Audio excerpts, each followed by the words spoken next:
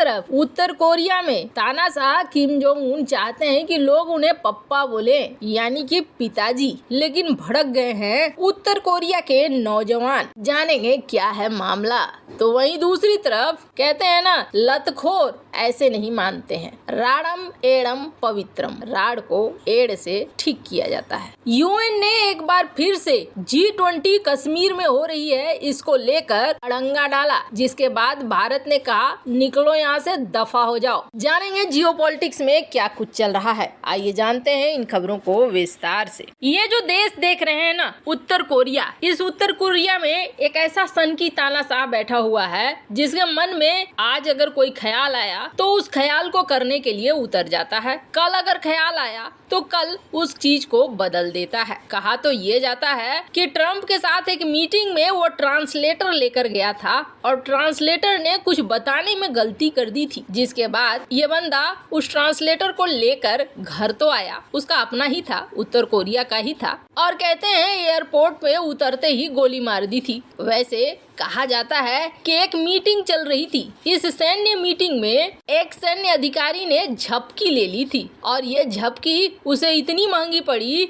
कि तुरंत उसे गोली मार दिया गया और हमेशा के लिए आराम करने के लिए भेज दिया गया। कुछ इस तरह के हैं उत्तर कोरिया के सन की तानाशाह। अब उत्तर कोरिया के सन की तानाशाह ने एक ऐसा फरमान जारी किया है जिसके बाद नौजवान भड़क गए हैं। भड़कने की वजह भी है। तानाशाह किम जोंग उन ने कहा है कि अब लोग मुझे आदरणीय पिता कहें। अब कुछ उत्तर कोरिया के लोग मानते हैं कि पिता कहना चाहिए। पिता इसलिए कहना चाहिए कि इन्होंने देश दुनिया में सम्मान बढ़ाया है, अपनी शक्ति बढ़ाई है, अपनी दुश्मनों को परास्त किया है और पिता की तरह हमारा सुरक्षा किया है। वैसे आपको बता दें, किम के पिता किम जोंग इल और उनके दादा किम इल सुंग को आदरणीय पिता से संबोधित किया जाता है, यानी ये देश के पप्पा बन गए हैं, एक तो देश के दादा भी बन गए हैं। किम के दादा 1976 में 55 साल के थे, तब उन्होंने इस उपाधि का इस्तेमाल करना शुरू कर दिया था। सबसे कम उम्र के थे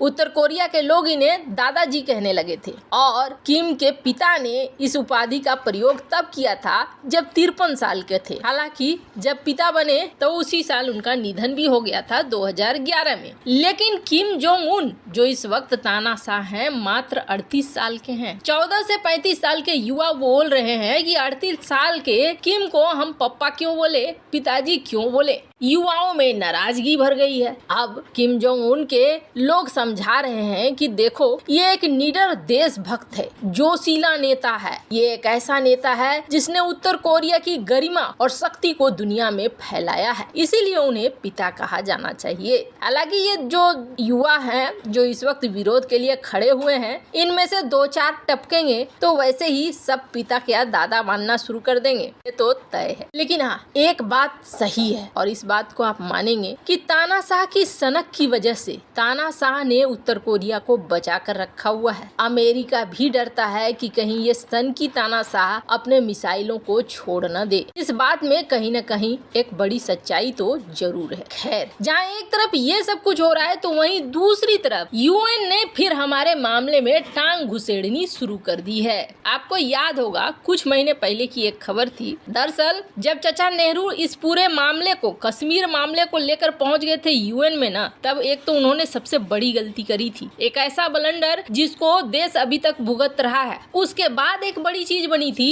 एक संगठन बना था UNMOGP। ये था क्या? United Nations military observer group. इस ग्रुप को बनाया गया था, जम्मू कश्मीर और POK में इसे तैनात किया गया। और मजे की बात क्या थी, UNMOGP का पूरा खर्चा भारत उठा रहा था। मतलब भारत में उन्होंने ऑफिस खोला, अपने लोगों को बिठाया, अपने अधिकारियों को बिठाया और उन अधिकारियों को खाना पीना हर चीज भारत सरकार दे, ये उस प्रस्ताव में साइन किया गया था नेहरू जी के द्वारा, कहा जाता है। अब किसी ने तो साइन जरूर किया होगा, तभी तो ये UNMOGP हमारे क्षेत्र में आया और हम इतने सालों से इन्हें पाल पोस कर बड़ा कर रहे थे। UNMOGP ने आरोप लगाया कि भारत ने ना अब हमारा खर्चा पानी बंद कर दिया है। पाकिस्तान के साइड वाले UNMOGP पे तो वो दे रहे हैं हमें, लेकिन भारत वाले में हमें नहीं दे रहे हैं। उल्टा हमसे कह रहे हैं अपना खाना खुद खरीदो। और ये सब कुछ कब तब हो रहा था जब ये नई सरकार आई। नई सरकार ने आने के बाद बहुत सारी चीजें यूएन की बंद करनी शुरू कर दी जम्मू कश्मीर में। तब भारत से ये मामला उठाया गया और कहा गया भारत यहाँ क्या शांति नहीं चाहता है, हम तो यहाँ शांति स्थापित करने के लिए आए थे। माने इतने दिनों से तुम घास छील रहे थे,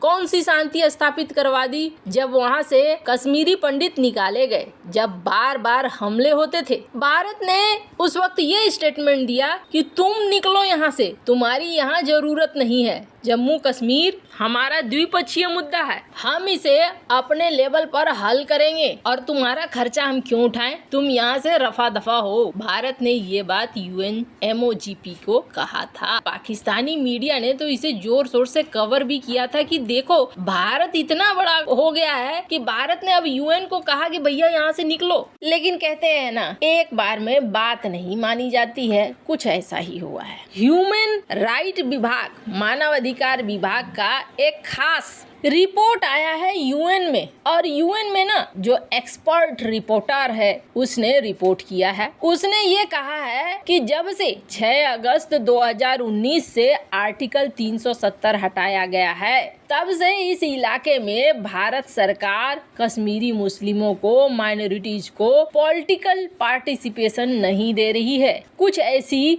हरकतें हो रही है जो मानव अधिकार के खिलाफ है, जिसमें ह्यूमन राइट वायलेशन हो रहा है, किलिंग्स हो रही हैं और बहुत सारी चीजें हो रही हैं आर्टिकल 370 के बाद। और ये G20 मीटिंग कराकर दुनिया के सामने इस चीज को फ्रीज करना चाहते हैं कि हाँ, उन्होंने जो कब्जा जमाया है उस सैन्य कब्जा को ये सही ठहराने की कोशिश कर रहे हैं। अब ये प्राणी कौन है? विशेष रिपोर्टर है डॉक्टर फर्नांडीस। इन्होंने इस रिपोर्ट को जारी किया है, जिसके बाद भारत का गुस्सा तो बढ़ना ही था और भारत ने गुस्से में आकर ये कहा कि एक तो तुमने जो ये रिपोर्ट जारी की है ये बकवास है, और दूसरी चीज ये निराधार अनुचित है, तीसरा तुम राजनीतिकरण कर रहे हो, इसको एक पॉलिटिकल इशू बनाने की कोशिश कर रहे हो। कश्मीर में तुम्हारा काम क्या है? तुम यहाँ के तो हो नहीं और तुम्हारा कोई विशेष अधिकार यहाँ पर है नहीं। ये भारत का इंटरनल इशू है और भारत अपने इंटरनल इशू को अपने हिसाब से हल करना जानता है। यानी भारत ने एक बार फिर से यूएन को कहा बाहर का रास्ता देख लो और कितनी बेइज्जती कराओगे। खैर, आपको क्या लगता है, भारत ने सही किया या नहीं? कमेंट कर अपनी राय जरूर बताएं। जल्द मिलते हैं अगले वीडियो में नई खबर के साथ।